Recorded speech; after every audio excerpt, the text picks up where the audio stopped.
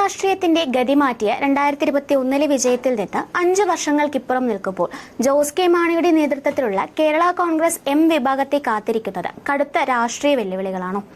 വോട്ടെടുപ്പിന് ശേഷം പുറത്തുവരുന്ന ഓരോ റിപ്പോർട്ടുകളും സൂചിപ്പിക്കുന്നത് 2026 മാണി ഗ്രൂപ്പിനെ സംബന്ധിച്ച് വലിയൊരു രാഷ്ട്രീയ പതനത്തിന്റെ വർഷമായി മാറുമെന്നാണ്.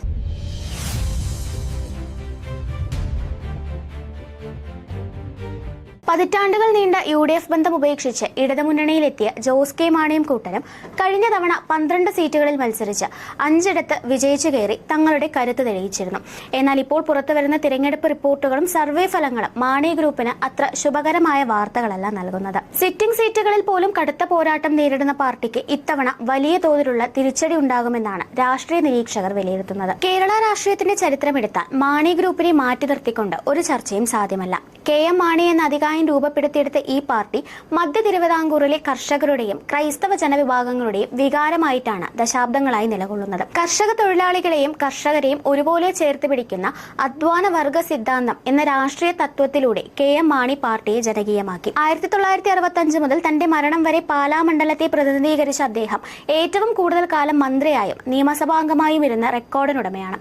കേരളത്തിന്റെ ബജറ്റുകൾ ഏറ്റവും കൂടുതൽ തവണ അവതരിപ്പിച്ച ധനമന്ത്രി എന്ന നിലയിൽ കേരളത്തിന്റെ സാമ്പത്തിക നയരൂപീകരണത്തിൽ മാണി ഗ്രൂപ്പ് വഹിച്ച പങ്ക് വളരെ വലുതാണ്. KM മാണിയുടെ വിയോഗത്തിന് പിന്നാലെ പാർട്ടിയിലുണ്ടായ നേതൃതർക്കമാണ് കേരള രാഷ്ട്രീയത്തെ മാറ്റിമറിച്ച വലിയൊരു വഴിത്തിരിവിന് കാരണമായത്. പാർട്ടി ചെയർമാൻ സ്ഥാനത്തെ ചൊല്ലി ജോസ് കെ മാണിയും PJ ജോസഫും തമ്മിൽ ഉടലെടുത്ത തർക്കം ഒടുവിൽ പാർട്ടിയുടെ പിളർപ്പിലേക്കും ചിഹ്നം നഷ്ടമാകുന്നതിലേക്കും വരെ എത്തി.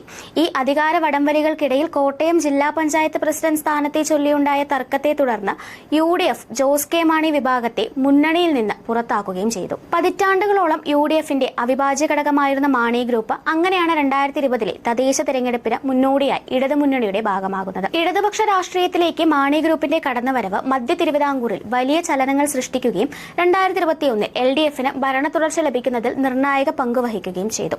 എന്നാൽ 2026 എത്തുമ്പോൾ ഈ പ്രതാപമെല്ലാം നഷ്ടമാകുന്ന കാഴ്ചയാണ് കാണുന്നത്. പ്രധാനമായും പാർട്ടിയുടെ അമരക്കാരനായ ജോസ് കെ മാണിയുടെയും മന്ത്രി റോഷി അഗസ്റ്റിന്റെയും രാഷ്ട്രീയ ഭാവി തന്നെ ചോദ്യചിഹ്നമായി നിൽക്കുന്നു. പാലാ മണ്ഡലത്തിൽ ജോസ് കെ മാണിക്ക് നേരിയ മുൻതൂക്കം പ്രവചിച്ച സർവേകൾ പോലും വോട്ടെടുപ്പിന് ശേഷം നിലപാട് മാറ്റിയിരിക്കുകയാണ്. പുറത്തുവരുന്ന റിപ്പോർട്ടുകൾ പ്രകാരം പാലായിൽ മാണി C കാപ്പൻ വിജയം ഉറപ്പിച്ചു കഴിഞ്ഞു. ജോസ് കെ മാണി അവിടെ 2ാം സ്ഥാനത്തിന് വേണ്ടി ഷോൺ ജോർജുമായി പോരാട്ടം നടത്തേണ്ടി വരുന്ന അവസ്ഥയിലാണ്. ഇതുപോലെ തന്നെ ഇടുക്കിയിൽ മന്ത്രി റോഷി അഗസ്റ്റിനും ദയനീയ പരാജയം ഏറ്റുവാങ്ങുമെന്ന പ്രവചനങ്ങൾ പാർട്ടിക്കുള്ളിൽ തന്നെ വലിയ ആശങ്ക പടർത്തുന്നുണ്ട്. പാലായിലെയും ഇടുക്കിയിലെയും ഈ തിരിച്ചടികൾക്ക് പിന്നിൽ പാർട്ടിക്കുള്ളിലെ ആഭ്യന്തര തർക്കങ്ങൾ കാരണമായിട്ടുണ്ടെന്ന ഗൗരവമായ ചർച്ചകളും ഉയരുന്നുണ്ട്. ജോസ് കെ മാണിയും റോഷി അഗസ്റ്റിനും തമ്മിൽ നിലനിൽക്കുന്ന ശീതസമരം വോട്ടെടുപ്പിൽ പ്രതിഫലിച്ചതായിട്ടാണ് കരുതപ്പെടുന്നത്. പാലായിൽ റോഷി അനുകൂലികൾ ജോസിനെ കാലുവാരിയപ്പോൾ ഇടുക്കിയിൽ ജോസ് അനുകൂലികൾ റോഷിക്ക് തിരിച്ചടി നൽകിയെന്ന റിപ്പോർട്ടുകൾ സജീവമാണ്. തിരഞ്ഞെടുപ്പിന് മുൻപ് UDFലേക്ക് മടങ്ങാൻ ജോസ് കെ മാണി നടത്തിയ നീക്കങ്ങളെ റോഷി അഗസ്റ്റിനും മറ്റ് MLAമാരും ചേർന്ന് തടഞ്ഞത് മുതൽ തുടങ്ങിയ ഭിന്നത പാർട്ടിയുടെ അടിത്തറ തന്നെ ഇളക്കിയിരിക്കുകയാണ്. പാലായ്ക്കും ഇടുക്കിക്കും പുറമെ പൂഞ്ഞാറിലും പാർട്ടിക്ക് കനത്ത തിരിച്ചടി നേരിടേണ്ടി വരുമെന്നാണ് റിപ്പോർട്ടുകൾ. കാഞ്ഞിരപ്പള്ളിയിൽ N ജയരാജന് നേരിയ പ്രതീക്ഷയുണ്ടെങ്കിലും അവിടെയും പോരാട്ടം ഇഞ്ചോടിഞ്ചാണ്.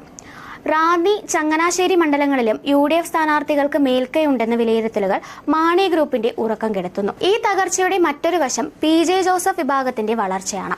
8 സീറ്റുകളിൽ മത്സരിച്ച ജോസഫ് ഗ്രൂപ്പ് മികച്ച വിജയം നേടിയാൽ മാണി ഗ്രൂപ്പിലെ അണികൾ കൂട്ടത്തോടെ ജോസഫ് വിഭാഗത്തിലേക്ക് ആകർഷിക്കപ്പെടാൻ ഇടയുണ്ട്. ഇടതുമുന്നണിയിലുള്ള മറ്റ് കേരള കോൺഗ്രസ് ഗ്രൂപ്പുകളും സമാനമായ പ്രതിസന്ധിയിലൂടെയാണ് കടന്നുപോകുന്നത്.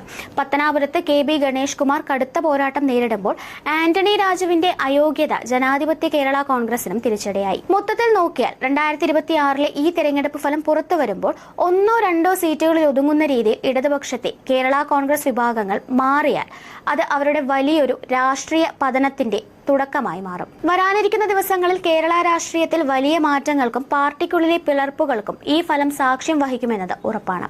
News desk India mirror.